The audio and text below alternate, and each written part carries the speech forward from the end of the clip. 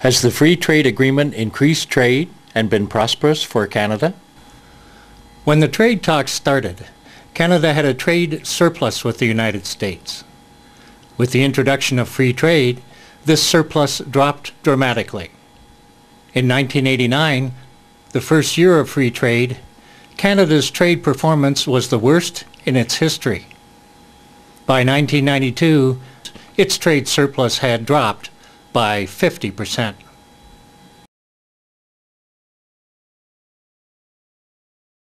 Some claim that an increase in exports proved that the agreement was working.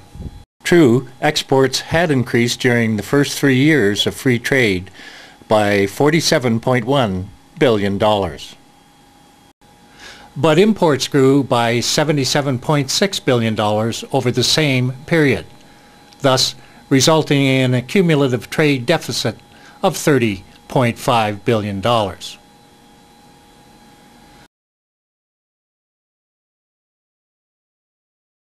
The drastic reversal of Canada's trade balance from surplus to deficit was directly reflected by a progressive decline in employment and a corresponding rise in unemployment. This chart compares levels of employment in Canada 2 years before and 2 years after the Free Trade Agreement. In response to this chart, it is often stated that, yes, many jobs have been lost, but many new jobs have since been created.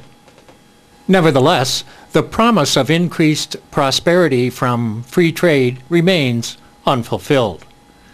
A 1998 job survey from Statistics Canada revealed that the top 10 categories of employment in Canada were not secure high-tech or established full-time jobs forecast to flow from free trade.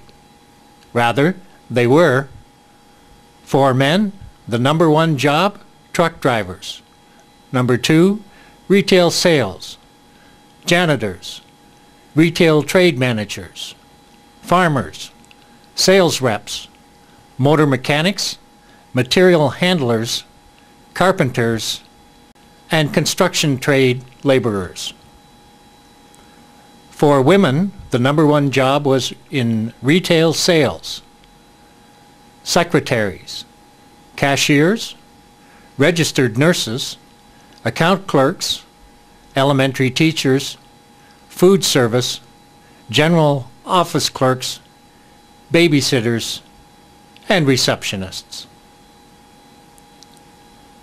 The Statistics Canada survey found that working at home, being self-employed, and part-time work categories were growing by leaps and bounds, while full-time jobs were vanishing.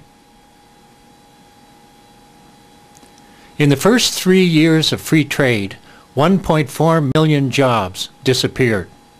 More than 500,000 manufacturing jobs were wiped out, over 24% of the entire Canadian manufacturing sector. Plant closures continued, including some of the best-known manufacturers in Canada. How many companies has Canada lost? We'll get to that in a moment, along with an explanation of what these losses signify for the Canadian economy.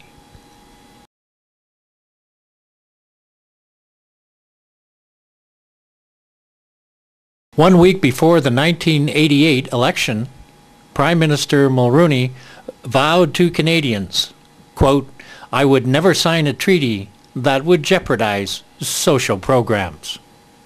Almost immediately following the election, $3.3 billion was slashed from the unemployment insurance system, and all federal contributions ended, thus reducing any financial incentive for the federal government to reduce unemployment. This brought Canada's UI program more in line with U.S. practice. In one 6-month period in 1990, 97 Ontario plants closed or scaled down production. In the first 7 months of 1992, at least 86 plants shut down permanently. By May of '92, over 28% of Ontario's manufacturing sector disappeared in just over 3 years. According to Investment Canada, from June of 1985 to April 2003, 13,599 Canadian companies have been acquired by foreign owners. At the time of this production, you may verify this at the website given below. This amounts to a loss for Canada of over 60 Canadian companies per month for 18 years.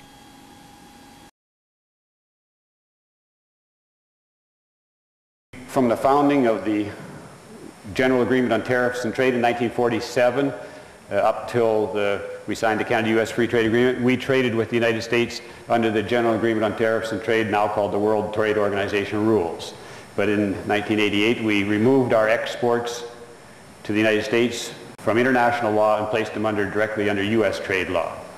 And the results have not been good, in my view.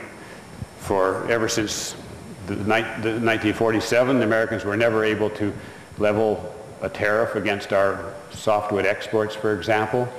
But now, since we've entered the Canada-U.S. Free Trade Agreement, the Americans are free to use any of their trade law and change it whenever they want, and we have a 27% tariff against one of our largest exports, lumber, and the U.S. Congress has just promised to hike that up to perhaps 45%. And in terms of agricultural products, we have tens of billions of dollars of U.S. subsidies targeted against virtually all of the agricultural products that we produce. From 1947 to 1988, the Americans were never able to take action against our major grain exporter, the Canadian Wheat Board. But now, since we've signed ourselves into these agreements, the Americans have taken 10 runs against the Canadian Wheat Board, the latest of which is going to cost producers in the West between $7 and $8 million alone to defend. You know, when I debated these agreements in 1988, I remember debating the trade minister in Saskatoon in the largest debate, I believe, in the country on free trade. And he said, you should be happy with these deals because it's going to give secure access to the largest, richest market in the world to Saskatchewan farmers. Well, what's happened? Since the signing of these agreements in 1988, we've tripled our exports of agricultural products out of Canada. And the net realized income for Saskatchewan farmers last year was 10% of what it was a decade ago. It's dropped 90%. So this is one of the reasons I'm saying that this model is not working. You can see it across rural Canada, the devastation that's being wreaked by the increase, not only increase in exports, increase in chemical use, and the drastic drop in returns to our farmers. And in terms of the lumber industry, of course, but the Americans have quite openly admitted that the tariff is not that important. They're prepared to drop the tariff if we privatize our publicly owned forests. In Canada, we have a crown-owned system of forests.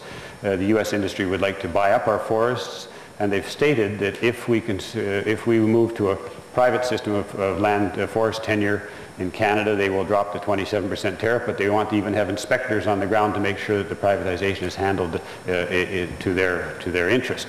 Now, to me, this is not free trade. This goes beyond to an unacceptable infringement of our sovereignty as a country. We have to do much more in the way of research and development. And it's not a question of just creating a hothouse sort of research and development with the federal government handing out money. It's got to be directly related to industries. And the way you get research and development is by having head offices of industries. And that's what we're losing. When we see these head offices moving out of the country at the pace that they're going, they're taking that research and development out of the country. They're taking the decision-making capacity out of the country. We've got over $50 billion flowing out of Canada every year to pay for the foreign ownership that we've got. Transfer charges, dividends, profits going to foreign owners. That's money that we need in Canada, and we could quite easily have it in Canada. We've got all the tools that we need.